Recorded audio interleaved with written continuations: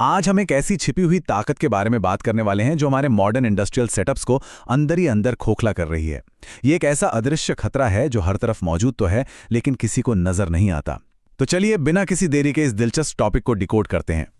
जरा सोचिए, ऐसा क्या है जो ट्रांसफार्मर्स को चुपचाप ओवरहीट कर रहा है और अचानक ब्रेकर्स को ट्रिप कर रहा है? अक्सर होता क्या है कि सिस्टम में वोल्टेज और करंट बिल्कुल नॉर्मल दिखते हैं, सब कुछ एकदम परफेक्ट लगता है, लेकिन अचानक से कोई बड़ा इक्विपमेंट फेल हो जाता है। आखिर ये मिस्ट्री है क्या? ठीक है, आइए इस रहस्य से पर्दा उठाते हैं। इसका असली विलन है हार्मोनिक्स। आसान भाषा में कहें तो ये पावर सिस्टम्स में पैदा होने वाली अवांछित या अनचाही इलेक्ट्रिकल फ्रीक्वेंसीज हैं। ये हमारे इलेक्ट्रिकल ग्रिड का वो साइलेंट किलर है जो सिस्टम में इनएफिशिएंसी, ओवरहीटिंग और इक्विपमेंट के अचानक फेल होने का सबसे बड़ा कारण बनता है। और सबसे बड़ी दिक्कत, हम इसे अपनी आंखों से देख ही नहीं सकते।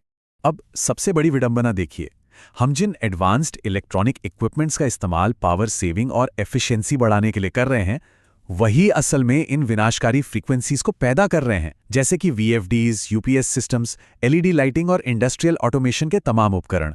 ये सभी नॉन लीनियर लोड्स हैं।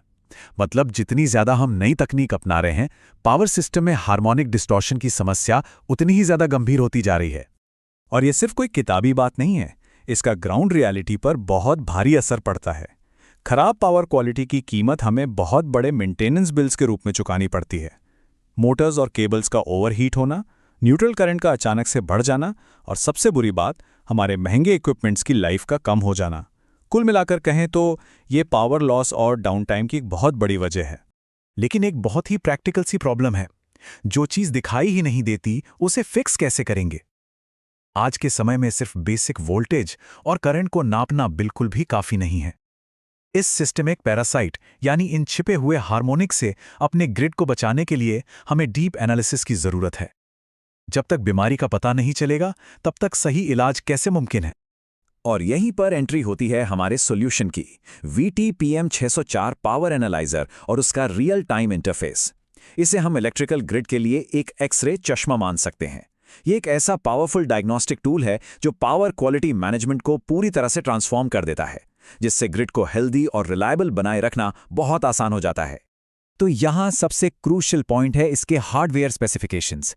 जरा सोचिए, 8000 सैंपल्स पर सेकंड का सैंपलिंग रेट, 30 GB की इंटरनल मेमोरी और 10 घंटे तक चलने वाली बैटरी।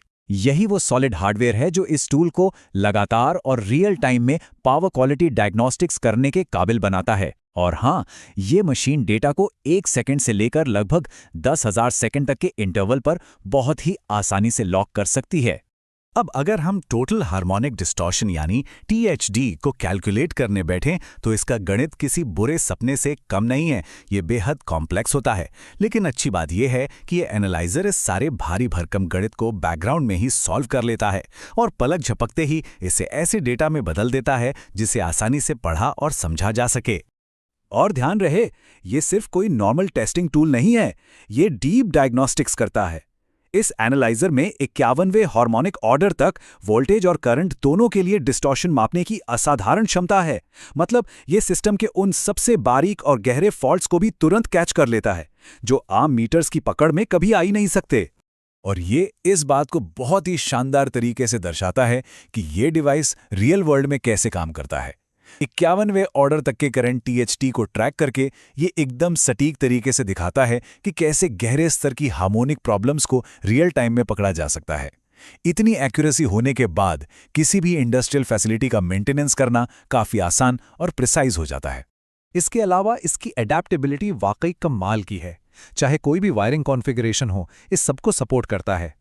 ट्रू पावर फैक्टर को ट्रैक करता है और तो और रोगोव्स्की कॉइल्स और करंट क्लैंप्स के साथ भी पूरी तरह कंपैटिबल है। ये मॉड्यूलैरिटी इसे प्लांट मेंटेनेंस, एनर्जी ऑडिट्स और सोलर PV प्लांट्स के लिए एक perfect all in one solution बनाती है। कम्युनिकेशन फीचर्स के साथ इसे मौजूदा सिस्टम में इंटीग्रेट करना मानो चुटकियों का काम है। तो आज के इस पूरे विश्लेषण के बाद एक बहुत ही सोचने वाला सवाल सामने आता है, क्या किसी फैसिलिटी की पावर क्वालिटी उसकी इफिशिएंसी बढ़ा रही है या फिर वो अंदर ही अंदर महंगे इक्विपमेंट्स को धीरे धीरे खत्म कर रही है? सबसे बड़ी सीख यही है कि लॉन्ग टर्म रिलायबिलिटी के लिए बेहतर पावर क्वालिटी मैनेजमेंट ही इकलौता रास्ता है। हार्मोनिक्स जैसी अदृश्य बीमारियों को जब तक गहराई से पहचान कर उनका सटीक इलाज नहीं किया जाएगा, तब तक एक सुरक्षित और एफिशिएंट इंडस्ट्रियल भविष्य की कल्पना करना मुश्किल है। इस बारे में ज़रूर विचार कीजिएगा।